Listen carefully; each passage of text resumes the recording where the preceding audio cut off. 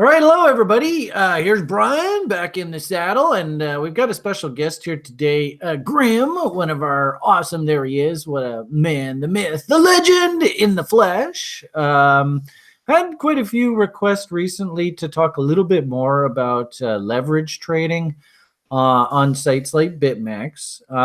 And Grim's actually put together some really cool documents to help the community out. And as well, I thought it would be a benefit for everybody that if maybe we just go through a nice little tutorial and Grim just sort of show us some of the fun features and benefits of trading with leverage on Max and some of the things that he's learned as kind of pointers. And hopefully this helps the community. Consider this sort of like an ongoing tutorial series. We may add to this later on, by all means. I suppose, on the document, on the YouTube document, if you do have questions, maybe write them down in the comments. And we might even do a follow-up video. But anyway, we got probably about a half an hour to work with. Do we call you Mr. Grim or Sir Grim? What do you like to go by? Just Grim or Wookie works great. Grim or Sir Wookie. Okay, we'll call you. There you go, Sir Wookie. But anyway, nice to see you, sir. He's actually put together a nice little walkthrough for us. I don't know whether we'll get into screen sharing just yet. But how are you doing today, sir? How are you feeling? Today's a great day. Awesome. Yeah, been fantastic. Okay, that's always good. All right, so where would you like to start us? Where should we begin? Well, let me just talk a little bit first. I want to talk about kind of leverage trading in general and why I generally consider it a advanced topic for trading and an advanced type of trading. So leverage trading is really good in some respects and really dangerous in other respects. When you're trading leveraged futures, which is essentially what we have available to us in the crypto community by and large right now. What you're doing is you are trading contracts where you set down a certain amount of Bitcoin, you risk a certain amount of Bitcoin, and then when the price goes up, you stand to earn more money. But because it's a leveraged contract, because you're saying I'm going to put down 1 Bitcoin for 10 Bitcoins worth of contracts, say, you can be liquidated if the value goes too low. There's not a situation in Bitcoin or in crypto where they're going to let you owe them money. So they're going to auto deleverage and close your trade if the price goes down too much. And so that means you have to work within the bounds of that leverage. And I'll demonstrate some of this in a little bit to handle how much range you have for the price to go against you.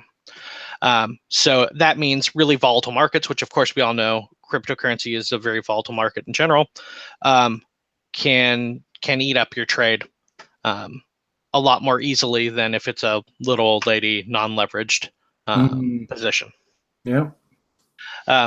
As a result, a lot of people that first get into trading love to jump into leverage trading like I did before I got to TRI and got saved. And they lose a bunch of money because they don't know how to set their stops accordingly. They don't know how to set their leverage to allow for those stops, to allow for that volatility. So, I do see that a lot of new people to trading, they might have a half decent idea. They just don't understand the nuance of trading with leverage, and they might have a really good level, but they just didn't understand the mechanics of how these platforms work. And that's half of the reason why we're doing this video today is you've gotten really good at the mechanics of trading on BitMEX, what happens to be one of the leverage platforms. In fact, this is the exchange that we're going to be working with here today. I'll just show you on my screen. I won't log in on my side because I think Grim's actually got a working environment. But in essence, we're going to be demonstrating this concept off the BitMEX platform. And if I'm not mistaken, Grim, I think you are actually going to do this through your test environment. Is that correct? Yeah. So BitMEX, one of the things I really like about BitMEX is they have a full environment that is a test net, which means you're operating with with fake currency on there, but they still use the same indexes that they use for their live environment, and they have the same controls. So you can become accustomed to the controls at BitMEX by doing your paper trading semi-live on their testnet site. So that's where I'm going to show it. We used to call that sim trading, right? Yeah. And if anything, excellent tool for you to just get good at the execution process first.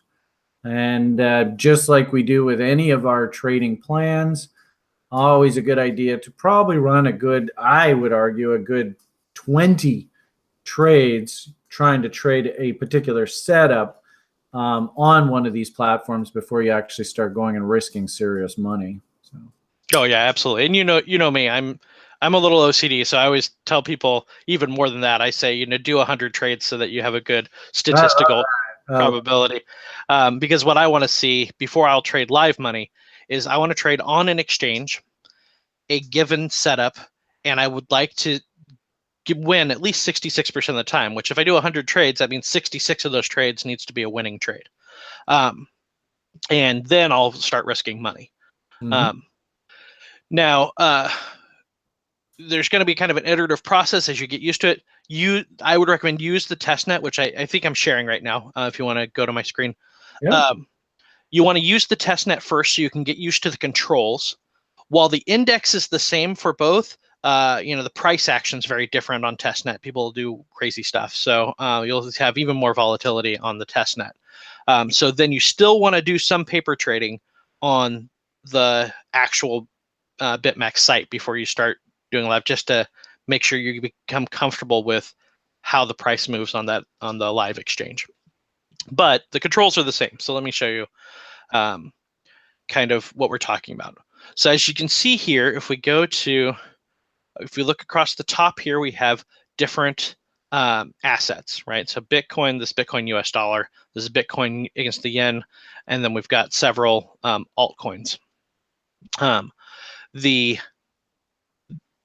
Within Bitcoin, down just below that, you see there are several types of contracts available.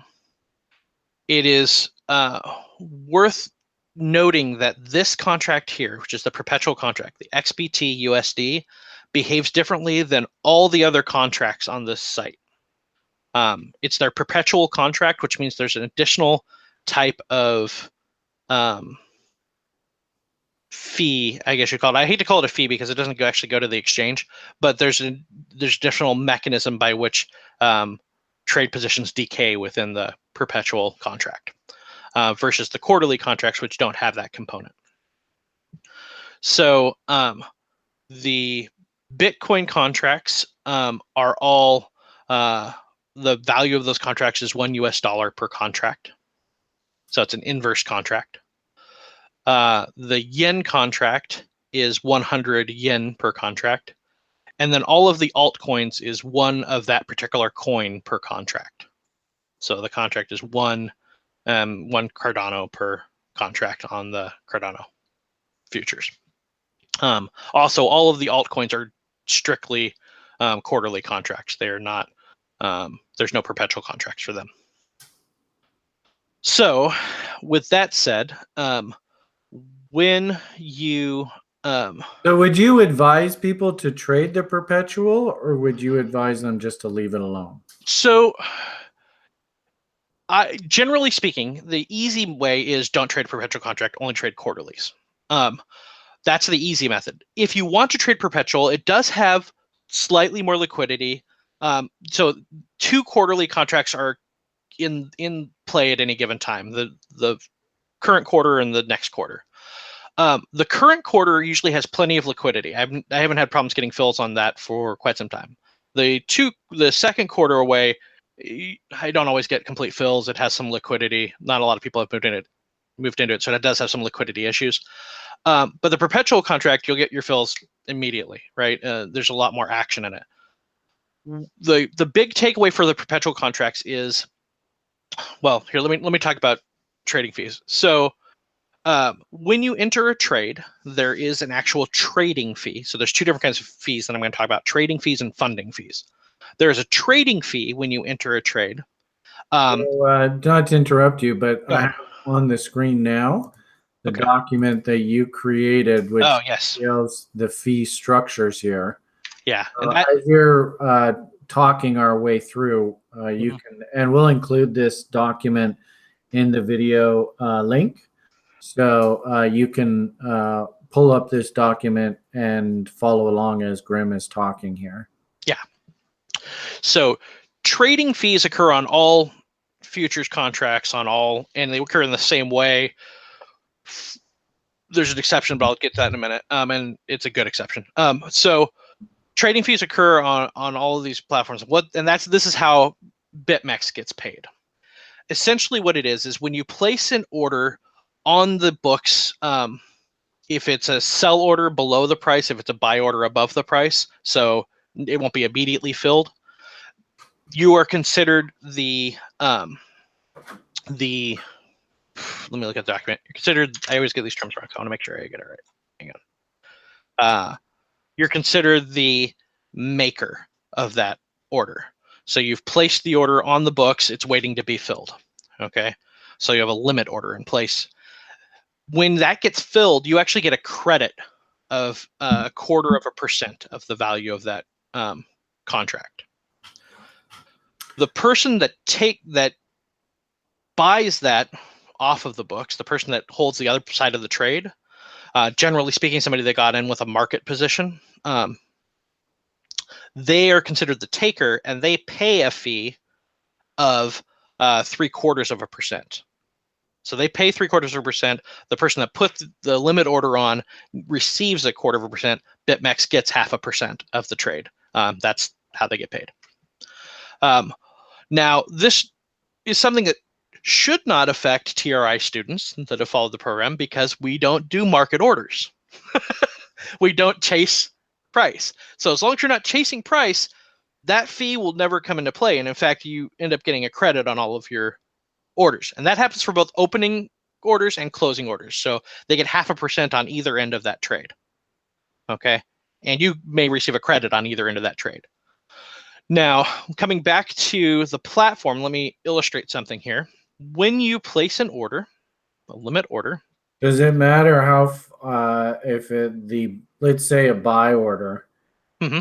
does it matter whether the price that you're doing your limit order is below the current market price? And is there a distance that it has to be away from? It's not a specific distance. It's so they have a pre-filling on the back end. When you place an order in, before it's actually written into the books, there's a settlement system that matches up orders. If it gets matched in there, then it will be considered a market order.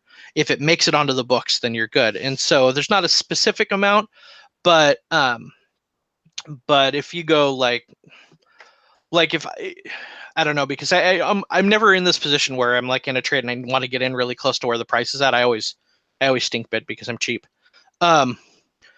So I never see a fee on my orders because of that, because I'm always entering at the 78.6 off of the current move or something like that, or a gap down below. And this just goes back to the thing that don't chase, right? As long as we're adhering to that, you're not going to have to worry about it. But the other part of this, though, is if you do a hidden order, which means it doesn't display on the books, or it displays a different quantity on the books, it will be considered a market order when it executes. So that's important, because then you're paying that fee. And that counts for both your order to get in, as well as your stop loss and your take profit. My advice is don't hide your orders. Just put them where you put them, just like you were placing the order on Bittrex or whatever, right? Okay. Yeah. So And so, when I used to trade the stock market, especially like ECNs, mm-hmm. they were very desperate for liquidity and to fill up their order book. Right. So they would literally pay you to have your order working on their order book. Is that sort of the same logic here? That's exactly the same logic. Yep. Okay, cool. And And then obviously the person that's not putting the order on the book, they're the ones that pay that 0.75%, of which 50% of that, or I should say 0.5% of the total order value goes to BitMEX, which is great. Honestly, in terms of fees, it's not that bad. But if you're paying the fee, you're going to be set behind the gun. And I just remember don't like I that had a psychologically. position on in the perpetual, Mhm. and I had it on for I don't know a couple weeks, and I noticed that I got really beat up in fees. Right. And so that's where we get into the second thing, funding fees. Okay. So this only exists on this particular contract, on the perpetual contract. Yeah. Funding fees are assessed 3 times a day. And I have them detailed in the document that we're going to link. But it is, let me look at it just to make sure I'm. Is it every 8 hours? So 12 a.m. Yeah, every 8 hours. 12 a.m., 8 a.m., and 4 p.m. Eastern U.S. time. It's actually GMT based, but I translated it there because that's how I think about time. You're on the West Coast too. I am, but in my day job, all my customers are on the East Coast, so I start my day at like 4 a.m. So the thing with those fees is they're not incremental. So and this is where I say, this is where I had to kind of pause when I was like, do I recommend not trading on perpetual? As long as your position is not likely to be held across those specific 3 time frames. So if you hold a position but you close it out at 11:59, you will not be assessed that funding fee that happens at 12 o'clock. But at 3 times a day, you get hit with this fee, though, right? And understanding what the fee's purpose is kind of important. The purpose of this fee, it's not a fee that gets paid to the exchange. It's a fee, that amount of money that gets transferred from one side of the position hold to the other side. The purpose of it is to keep price close to the index. So the perpetual contract index is an average of BitMEX and GDAX of Coinbase. Okay. And the further price is away from that index, the higher the fee, the funding fee that's going to be transferred. Oh, ouch. Oh. And depending whether it's above that price or below that price, it transfers from one party to the other. It might come from the long position holder to the short position holder, or it might go from the short position holder to the long position holder. And it's really hard to predict because it has to do with that price action as it relates to the index. Mm-hmm. So for instance, when you're looking at my position here, right? This is a position that it wasn't on a particular setup. I just put it into place a while ago because I was demonstrating how to use the tools, much like we're going to do here. And this is a perpetual position you have? This is a perpetual contract, and you can see the funding rate here. You see how it's negative 0.375%. So it says in 10 hours, this is the amount of the value of the contract, and that's the overall amount of the contract, not the amount of just your leveraged funds, but the whole kit and caboodle. So if you're 100 times leveraged, like I am here, that's a significantly larger amount, right? So at 100 times 0.375% then? Well, so it's 0.375% of the total value of my position. And since I'm 100 times, right, I have 1/100th of that value of that position in equity. In my equity, and it moves that amount from your equity to the other one. So if you're in a highly leveraged position, this can be really dangerous, right? Yeah. And it can close you out.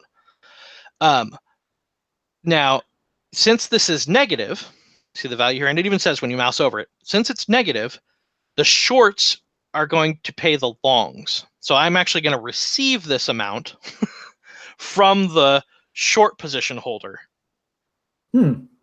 Because we are underneath that index. Oh, I see. Okay. And because we're pretty far away from that index. That's what it looks to me, if anything, looking at your chart, it looks to me like that contract should spike up here. Yeah. And so the whole point of that is to bring this price in alignment with this index, which is what this purple line is. So the people that are short are going to get punished, and they're incentivized to close out those shorts, which will cause the price to get up. Exactly.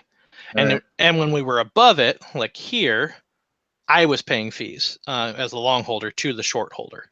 So Interesting. that price would come down. It's entirely a mechanism to keep price in alignment because there's no settlement date on the contract. They needed some way to not be wildly off from the market in general. Yeah. And if So that does get wildly divergent, when those fees can get quite substantial, eh? yeah, and you can see the fee history for those math people out there. I think I included it in the document. You can grab the entire fee history and you can do an average on it, right? And see, okay, what's the average fees? But it's really hard to predict whether we're going to be above or below the index. So my general rule is, if I am in a 30-minute time frame or lower, so it's likely that I'm probably going to close in less than 12 hours, then I'll consider perpetuals. But since you know the time frame that I generally trade on, that means I almost never trade on perpetuals. Yeah. And this kicks in every 8 hours? Yeah. Uh, And so it's specifically at that time frame. So if you got out of the trade and got back into it, for instance, after it, you would miss the fee, but then you would be out of position, right? So. Oh, that's interesting. So, and the fee is only charged at that exact moment in time. Yeah. Huh. Yeah. So it essentially causes decay in one of the position holders to bring price in alignment with that. And that's what's happening there. Now that only exists in the perpetual contract. It doesn't exist in any quarterly contract that they have. Or any of those altcoin contracts. Right. And all the altcoins are quarterly contracts. And so it doesn't exist in any of those either. All right. So if you can wrap your head around this math, then consider the perpetuals. But on balance, if we're like swing trading, we probably should just leave this alone. Yeah, keep it simple. Just work on the quarterly contracts. If you work on the current quarterly contract, the June 29th in this case, you'll get filled plenty quickly. It's trading at a substantial premium over the index. Is that what that says there? Yeah. Yeah. Okay. So, and that's this is, again, while they share the index, this is the test net, so it gets wonky, but that's how that works. Now, the other thing I wanted to talk a little bit about is this calculator is particularly handy because the site allows you a lot of tools to control the discrete parts of your trade, but that makes it pretty complex. When you're considering a trade, you can pop up this calculator. You can put in your order quantity, like I had 2,000 contracts here, and it will calculate for you what your win and loss would be, depending when you enter, when you exit, whether you're long or short. You can also look at where you would be liquidated. And each quantity there is $1 worth of Bitcoin? Yeah, that's correct. So this is $2,000 worth of Bitcoin, right? And then your leverage amount is here, and the leverage amount becomes important on the liquidation price. And this is the main thing I look at when I'm getting into a trade, right? So when I'm getting in, say I were getting in right now, 85. Well, that's the wrong contract, but let's go here. 8148.5. Okay, and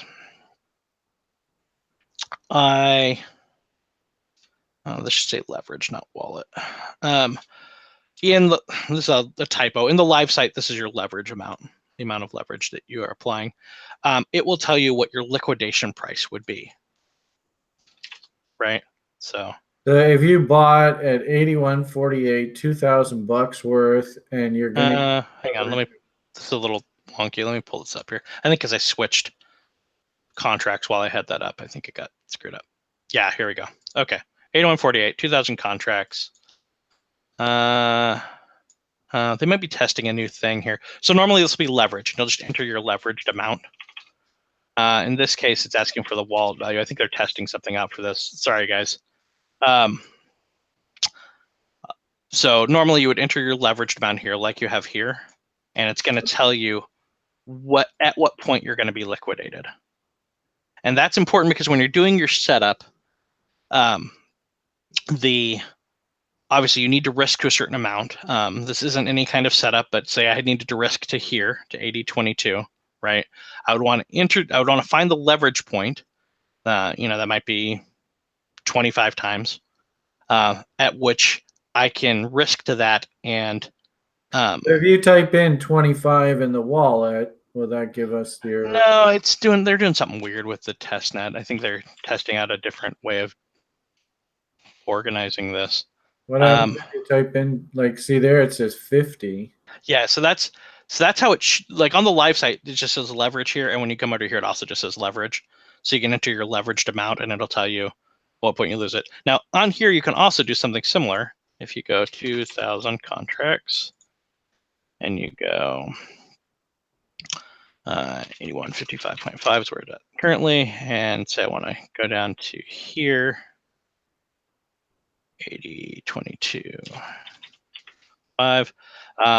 If we're long, then it's going to tell me how much my loss would be on that, right?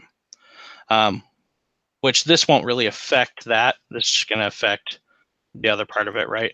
Which is why you need this other liquidation price. I may need What to. happens if you type in 20 in that wallet? It's giving us this weird amount because it's asking for how much Bitcoin you have. I may need to take some screenshots of what it looks like live. I'll tell you what. It's no big deal. I mean, the long and short of it here is we might have to redo this part of the video. Yeah, you plug your leverage in, and it'll tell you at what point you'll liquidate, and so then you can find out what leverage you need to be at. Now it's going to default you to crossed leverage when you first get in here. It's going to put you at crossed leverage, which means it's using the entirety of your account. You really don't ever want to be using crossed leverage, in my opinion. And 100 times obviously is pretty extreme. You're going to have a very tight stop. But if you set it at like 10 times leverage, 5 or 10 times leverage is pretty common for me to use. So I want you to notice something as I move the leverage around. Look up in this section here. This shows my total amount in my wallet on the site and the total amount that's available to me. Right, and this is what I'm talking about when I get into a winning trade. So once I have set my stops, which I'll show you how to do stops here in just a moment. Once my stop has been set above my mark price, above my entry price, so I'm at break even, what I will often do is change my leverage to 100 times, and now I've got a majority of those funds available to me because they're not being used as risk capital anymore. Now, in a perpetual contract, that's really dangerous because if the fees move against you, they may close you out. But again, on quarterly contracts, that's ideal. There's not any additional fees there that are going to pull out of your risk capital. And as long as your stop loss is above your entry value, you're never going to come down and liquidate against that. And so that's what I do. And once you do that, you can actually remove these funds from the exchange. So I do that. I'll go in and I'll pull that out. And then weekly, any funds I have in excess of 4 times my trade value. So I have a certain wallet I have set up for each exchange, a personal wallet. And from that, on any given exchange, this is a little different for altcoins because of the little lady strategy, but on an exchange, I only ever have 4 maximum position amounts of leverage. So in other words, no more than 20% of my total wallet is on the exchange at any given time. So that's 4 5% trades. And every week, if any amount I have more than that, I remove off of the exchange. And so this lets me pull that off the exchange while my position's still open and working. Does that make sense? Did I describe that well? Okay. Hope so. And if anything, people watching this video later on, let's fill up the comments. I think what'll probably end up happening is, through the next week or two, we'll put together screenshots of this particular stuff. And if you have questions, well, Grim, what about this? Or Grim, what about that? Yeah. Write it in the comments so that the next version of this video that we do, we can address those specific questions. Are you okay with that, Grim? If we absolutely 3 shots of this? Yeah, absolutely. So let me show putting your stop loss and take profits in. So when you put your order in, your stop loss order and your take profit orders are separate orders that you have to put in, which you should put in immediately. You can do a stop market, which you should never ever do. You can do a take profit market. You should never ever do. Always limit orders. So let's say we wanted to set. So I saw 4 selections there. Can you go back up to that? Oh yeah, sorry, I hadn't talked about the trailing. So there is a trailing stop available that trails in US dollars, which makes it a little easy to do, but I'm not a fan of trailing blindly a specific value behind an asset in general. You can do it. It's allowed, and it does run on the exchange, which is nice. So if you're disconnected, something like that. I have used it in the past when I'm going to be offline, but I have a trade working. But I really don't like to do that because it doesn't take into account things like resistance levels or moving averages or anything like that. It's just blindly going to close the position if it reaches down X dollars below whatever your highest point since your trade opened. Or if it's a bearish setup, then your lowest point is going to be that much above it. The interesting thing to note is, if say we want to do $500, if you are in a bullish setup like I am, you're in a long setup, you need to put a minus before it because you're going to do $500 variance down from whatever your highest price is for that stop. Now, I saw that when you change that from positive to minus, the set buy stop went from like 8,500 down, 8,600 down to 7,600. So in essence, that's just flipping $500 either above if it's a positive, and that would sort of mean that you're short. Is that right? It means that. So well, here, let me show you what it looks like. So let's say I do that. I set my stop there. Yeah.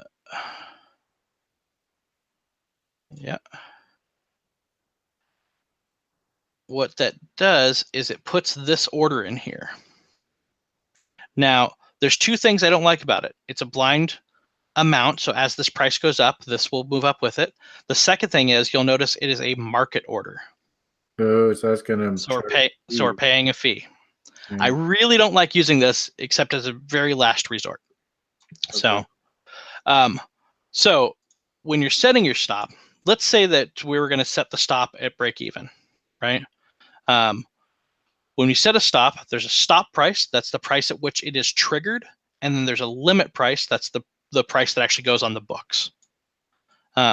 So the trigger price, you want to allow a little room between your trigger price and your stop price, or else the price may move below your order before it executes, right? So generally speaking, I'll do like a $10 to $50 range there for Bitcoin. That seems to be sufficient. It gets on the books pretty quickly.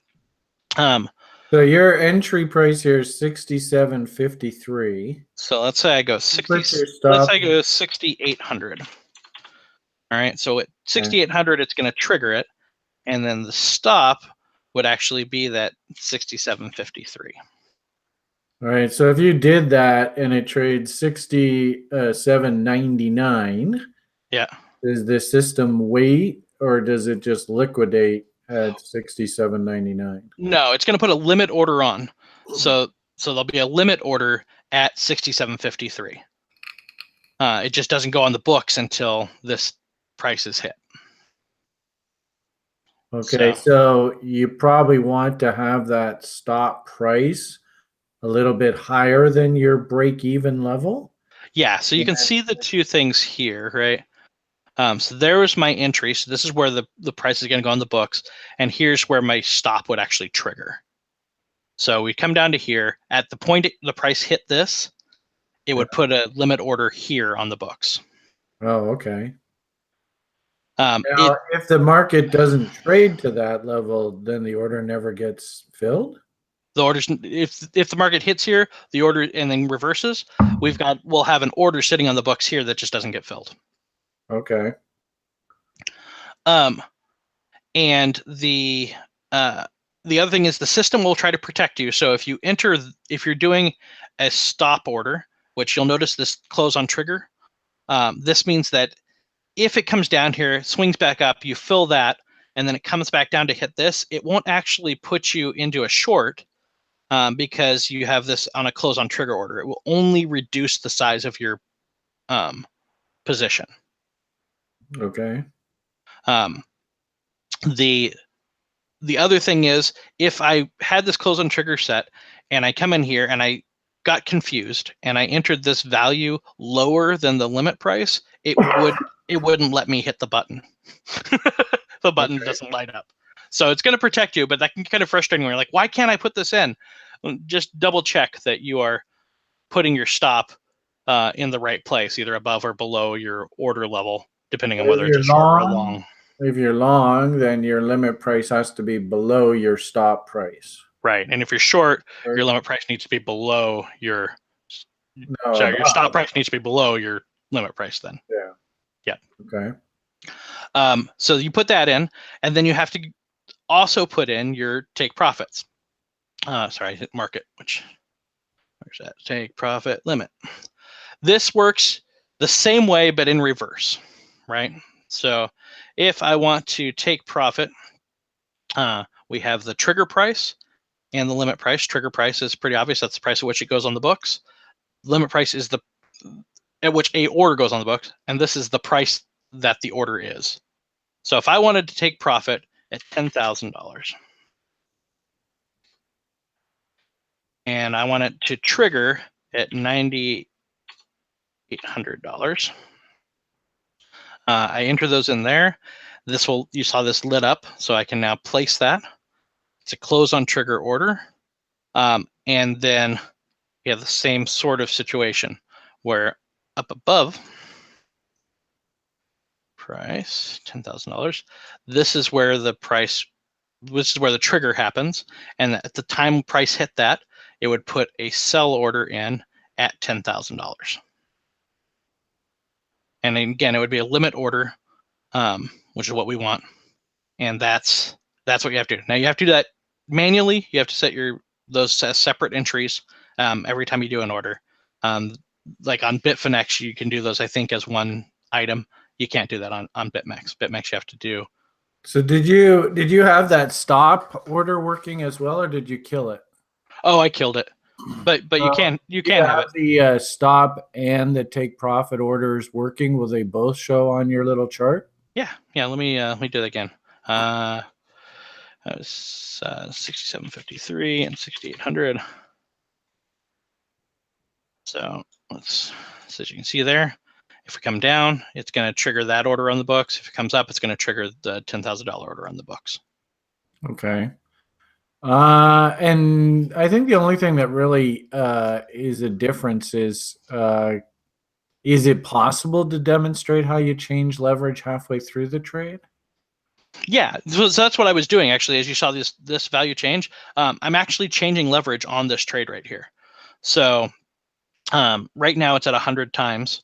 I think I had it at 10 times before. So this is it at 10 times. You can see the margin here, 10 times leverage. And it'll be for whatever contract you have highlighted, right? So be careful when you do this. You don't want to liquidate your positions that you have open in other contracts. If I change that to 25, it'll be here. In very busy contracts, so like when things get really heavy busy, when we have a lot of volatility going on, you may hit this and then you'll get an error message pops up in red that says system was busy. You just have to keep trying. It just gets overloaded. And what would be the benefit? And I assume I'm stupid. Mm-hmm. Let's say you had like 5x leverage on, and just working away. All right, I got my 0.1135 Bitcoin sitting on the exchange, and I've got about a half a Bitcoin profit. Now, what's the implication? What's the difference if I switch that to 100 times? The biggest difference is when you're 5 times leverage, you have to have a lot more equity in play, so unaccessible on the exchange. So you can't trade it in other areas. You also can't take it off the exchange. However, it allows a much broader range of liquidation. You'll see here, I got in originally 67.53. My liquidation price at 5 times leverage is 56.51. You can go all the way down to 5,600 before it auto liquidates me. Yeah. If I come up to 100 times leverage, I can only go down to 67.20. That's a $30 difference, $33 difference before it liquidates me. So you really only want to increase your leverage after you've moved your stop above your break even. And what's the implication if you don't have a stop there and you are liquidated by the exchange, what happens? All the money that you've risked in this position will be Isn't there some sort of penalty? It'll be given to the other side. Something like that if you get liquidated? There's not a liquidation penalty on BitMEX, but it's certainly psychologically penalizing. You get an email that says it was liquidated, and I thought that there was Julian told me that there's some special penalty fee or something that you have to pay if you get liquidated. Not that I'm aware of. I'll look into that. Not that I'm aware of. I don't ever enter a position without having. If you in this particular case, if you had your, let's say you were doing a bot or something, and the market moves and you're in the position, you move your stop to scratch. Say price blows beyond it before it hits the books or whatever. Well, yeah, I'm just wondering. It says liquidation price there 67.20. If you put your stop at 67, what would you do? Like above that, 67.75 or something, and then have your trigger price 67.53? Is that how you do it? Well, so like in this case, right? I've got this trigger price at 6,800. It's gonna put the price on the books at 67.53, right? So that will close the position at the loss I've specified before it gets down to the liquidation price. If price were moving very rapidly and I set this too tight, it's possible for price to extend beyond that before this hits the books. Okay. It's pretty rare, as long as you're allowing like $50 or so of range. I haven't had it blow past my stops since I've been doing that. But when I first started, I would sometimes set my stop to my trigger way too close. I'd been like $15 apart, and then it would blow through. What's the general rule of thumb, the distance between those two price levels? You think $50? Yeah, I think $50. Maybe even 100. We're seeing these big swings. The $50 really comes from a day when the prices weren't where they are now. I think $100 probably is a safer rule of thumb, honestly. So if you were trading a bot and you had done like 5, 10x leverage, whatever. Yeah. And then the market moves up to the 50 level, so I could move my stop to scratch now. Yeah. In this particular case, where are you suggesting that you'd have your stop working at like 68.53? Yeah. And then put your trigger in at 67.53? Yeah. Yeah. Okay, that's good to know. And so if it trades down to 67.75, nothing happens. Nothing. We just have an order on the books that isn't filled. Okay. And if it turns around and then goes back up and goes up to 10,000, that order will be on the book, put on the books as well, and that'll fill. And this one will just be sitting there. Okay. And again, because this was created with that close on trigger, this won't. If it then swings back down, it won't put you in a short. It'll just fail to execute when it hits, and then it'll be off the books. So you kind of want to make sure that that close on trigger box is checked. Yeah, and when you in the interface, when you select a stop or a take profit, that is checked off by default. Yeah. So you have to uncheck it. Don't uncheck it. So. Okay. All right, why don't we, is there anything else you wanted to add to this tutorial while we got it? Or No, should we leave no, it I think that's pretty good for right now. I apologize about the calculator not working the way it's supposed to work, but we'll fill that in later. Yeah, okay. All right, why don't we leave it at that? We'll post the video up on the site. Just make sure that in the comments section, if you have further questions and you need more clarity, just make sure to ask. And then when maybe Grim and I will come back at this in a week or two after we've had a few questions posted, and we'll take another whack at it. So why don't we leave it at that for today? Thank you very much, Grim. Great job explaining everything there. I thought that was done really well. Probably a really good idea if you do want to trade on Max. I don't know whether OKCoin has a sim or not. Maybe we'll do one with Thomas to explain OKCoin. But if you do want to trade on Max, I think it's a really good idea to use the sim for probably a good month or two just to get really comfortable with the platform. Grim's given you a bunch of stuff to consider. I think what I'm hearing on balance is if you're not trading the New York kill zone or London kill zone day trade setup kind of idea, maybe let's leave the perpetual contract alone and just concentrate on the near term quarterlies.